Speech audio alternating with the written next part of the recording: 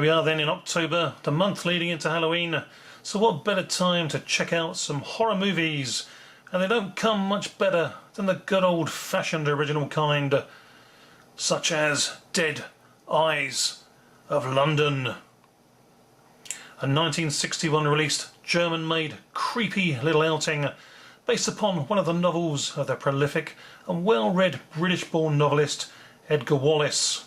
Famous for his writings as a murder mystery storyteller, here with Dead Eyes of London we are treated to a creepy thriller with elements of very well rendered horror. German director Alfred Woher helms this chiller thriller so very well. His first of 14 Edgar Wallace motion pictures and one of the very best adaptations of the writer's great works. The sinister tale of an insidious presence, utilising the brutal force of a blind man-beast killer to murder men in London for insurance monies, is eerily backdropped by the nighttime smog of London town.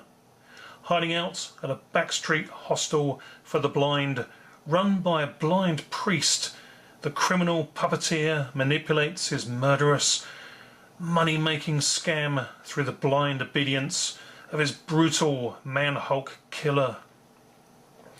Blind Jack, played incredibly by A.D. Berber, is as close to a cross between Universal Studios' original horror monsters, the Wolfman and Frankenstein's monster, as you could ever fear to meet on a dark and fog-enshrouded night out alone.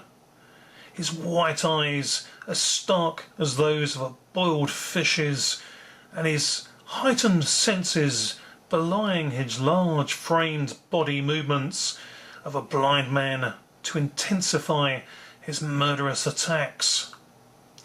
In Blind Jack, horror shows its face out of the shadows, but the true killer in Dead Eyes of London comes out of the murder mystery horrifying conclusion that will keep you guessing right up to its dramatic ending.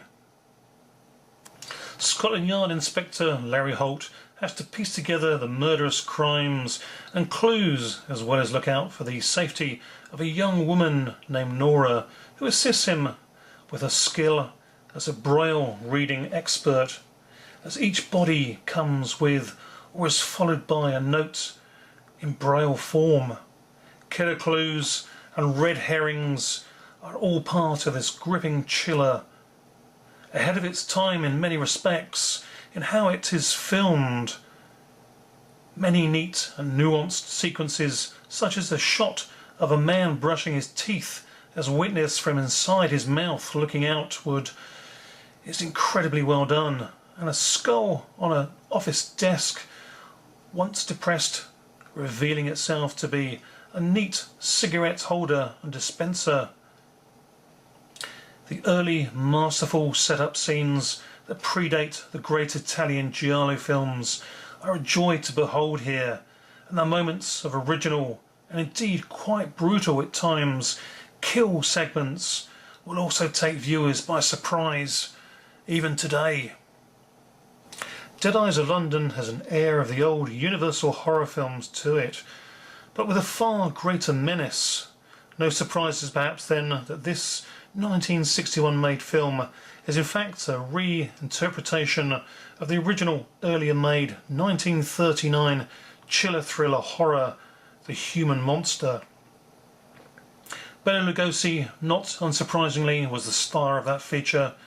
Here with Dead Eyes of London, the familiar face and presence of a young Klaus Kinski is welcome in amongst the enjoyable cast.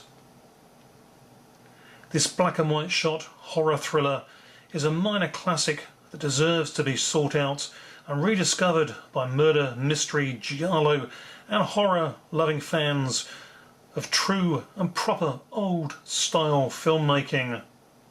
A smart and nuanced killer thriller to have you glued in your seat throughout, and a highly recommended horror side order treat, 6.5 out of 10 viewing experience. Do be sure that you get to see Dead Eyes of London Thanks for watching. Bye for now. Ah!